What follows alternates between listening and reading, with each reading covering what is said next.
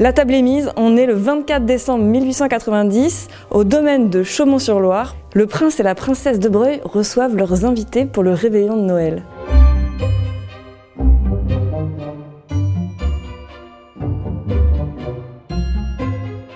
Là, on est dans le bureau de la gouvernante. En fait, pour faire revivre cette année 1890, on s'est inspiré du carnet d'une femme de chambre qui a été retrouvée ici en 2001, comme un journal intime en fait, où elle décrit sa vie.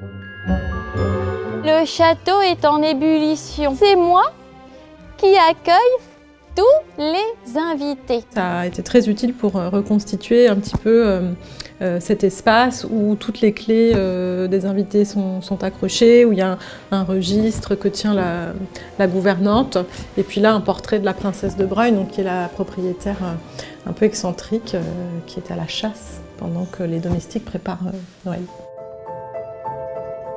On célèbre toujours Noël avec enthousiasme. Cette année, on est allé plus loin en scénarisant le parcours de visite. Le château a une histoire extraordinaire avec le prince et la princesse de Broglie et leur importante domesticité. Les bras le long du corps. On fait tomber les épaules et on ne touche à rien. On y va? Allez par ici. On a travaillé sur des décors très raffinés, très recherchés, avec beaucoup d'objets, de détails qu'on ne voit pas d'habitude. Monsieur Georges, c'est aussi lui qui a les clés de la cave. Je salue l'inventivité et la créativité des équipes qui ont voulu reconstituer l'ambiance de l'office, l'ambiance du bureau de la gouvernante, la chambre des enfants, tout ce que en général, on ne voit pas. On est dans une reconstitution de chambre d'enfants. Ce serait la chambre de Robert et Marguerite, donc qui sont deux enfants du prince et de la princesse de Broglie. Les enfants de la famille de Broglie, les voici. C'est leur portrait, c'est Marguerite et Robert. Ils ont plein de cadeaux. Ils ont pas mal de cadeaux, ouais, c'est exactement ce que je suis en train de regarder. J'espère que c'est équitable entre les deux. Ok, on va aller voir ce qui se passe en cuisine. Au fond, Chaumont, c'est un peu comme l'univers de Downton Abbey.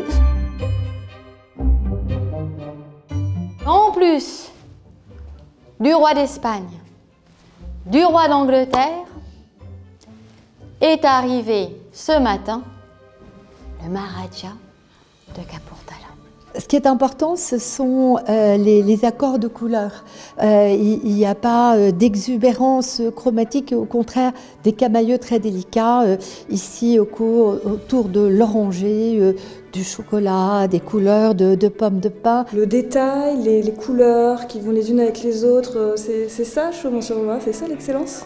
Chaumont est très sensible en effet à cette notion de l'excellence parce que il faut que tout ce que l'on voit à Chaumont soit comme dans un tableau. On est dans un château, on accorde beaucoup d'importance à l'art et la discrétion, la finesse, les relations chromatiques, tout ça c'est fondamental. Et en effet, pour moi c'est l'excellence qu'il faut qu'on instille dans l'esprit des petits et des grands.